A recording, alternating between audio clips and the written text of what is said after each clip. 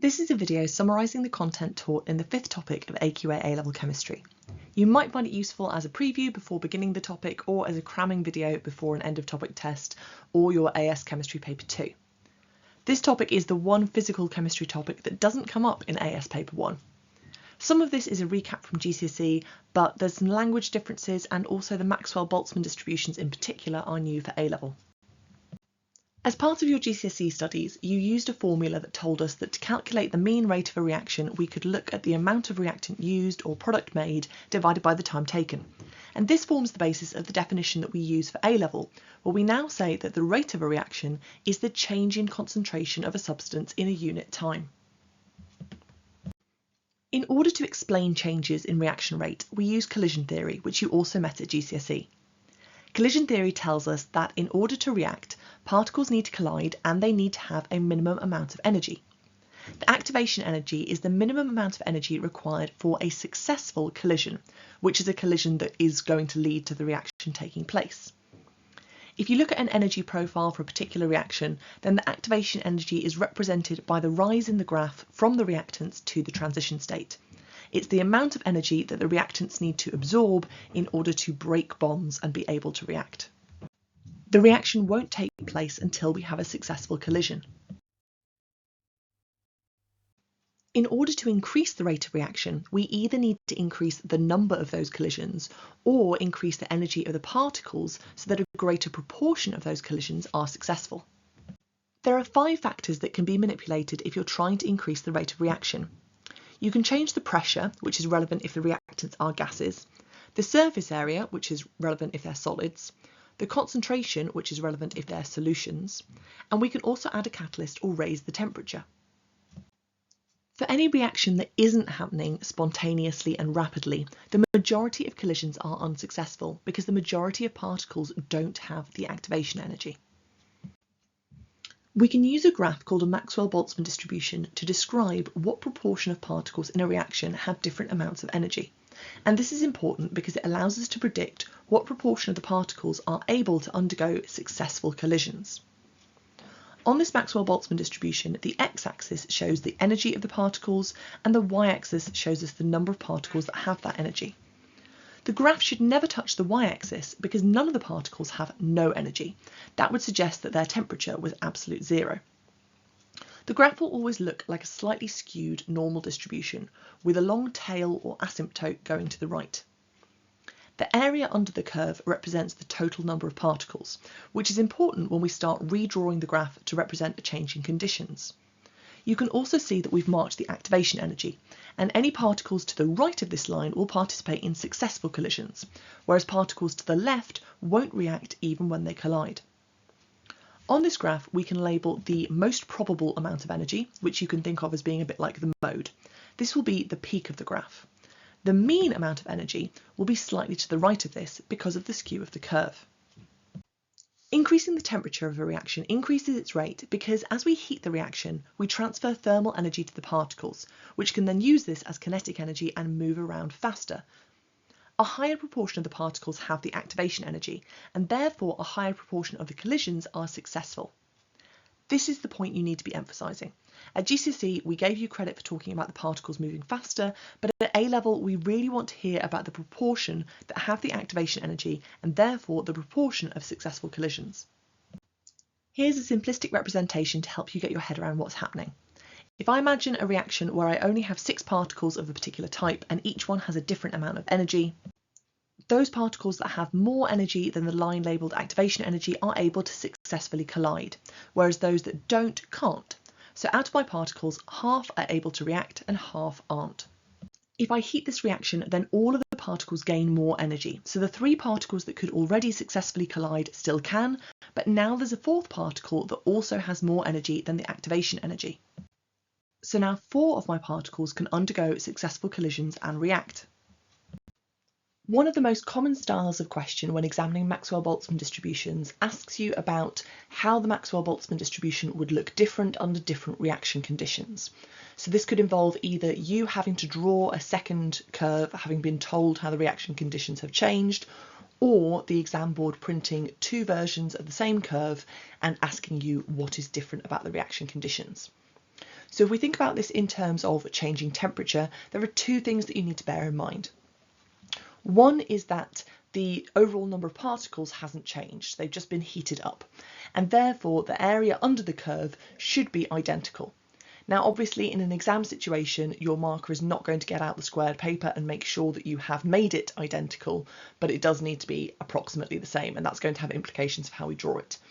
And then the second thing that you need to bear in mind is that when you heat a reaction, all of the particles are going to have slightly more energy. So here's a second version of the same reaction that is taking place at a higher temperature. So the red line is my original line and the blue line is my higher temperature line. The first thing we notice is that this curve has skewed to the right. So if you pick any point on the x-axis, there are now more particles to the right of that point and fewer particles to the left of that point. And that is because all of the particles have slightly more energy. Now, in order for that to be true, and the area under the curve to stay the same, the second thing that happens is that we have a lower peak for a higher temperature. The third thing that we notice is that if you look at the right hand side of the curve, then when the graph starts to flatten off, it's going to remain higher. So the two curves only cross each other in one place. The particles that are now shaded in blue represent particles that wouldn't have collided successfully under the original reaction conditions, but now at the higher temperature do collide successfully and react. So this represents the increase in rate of reaction. We can also explore this graphically by looking at the yield produced over time for a particular reaction. So this could be the reaction of a carbonate with an acid, so carbon dioxide gas is given off. And you might be asked to redraw the curve for the same reaction taking place at a higher temperature. Now, almost everybody will remember that a higher temperature means a faster rate, and therefore we're going to need a steeper initial curve. But some people forget that if all we're changing is temperature, then the yield needs to be the same, and therefore it needs to finish at the same height. So your new curve would look something like this blue line here. You could also be asked to explore why it is that increasing the temperature is a much more effective way of speeding up the rate of reaction than increasing the concentration. So in this case, we'd be wanting to say that the reaction is going to occur when particles collide and they have energy that is greater than the activation energy. So if we're doubling the concentration, then we're going to double this number because there are twice as many particles and the same proportion are colliding successfully. So therefore we're going to double the rate. However, if we double the temperature, then this will increase the number of particles many more times because we're going to skew that Maxwell-Boltzmann distribution completely to the right-hand side. In the required practical activity for the kinetics topic, you're asked to investigate the impact of temperature on the rate of reaction between hydrochloric acid and sodium thiosulfate. It's quite likely that you would already have done this reaction as part of GCSE chemistry, as it's one of the few reactions that you're likely to have done in lower school where a solution becomes turbid. Turbidity or cloudiness is caused because there's a solid precipitate being formed from the solutions, which you can identify from looking at the symbol equation and the state symbol for sulfur. Here's the setup for the required practical.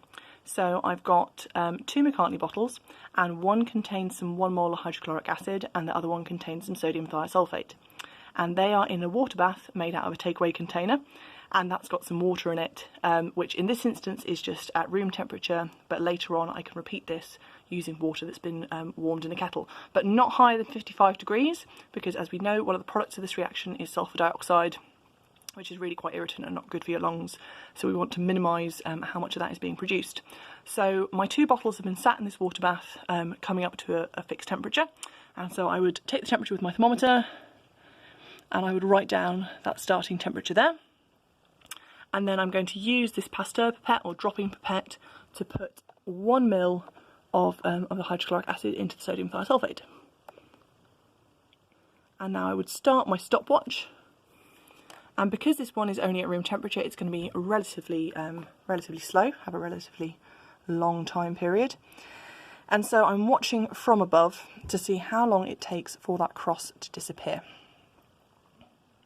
And once I have a time period for this reaction, then I can use that time period to calculate a rate for the reaction.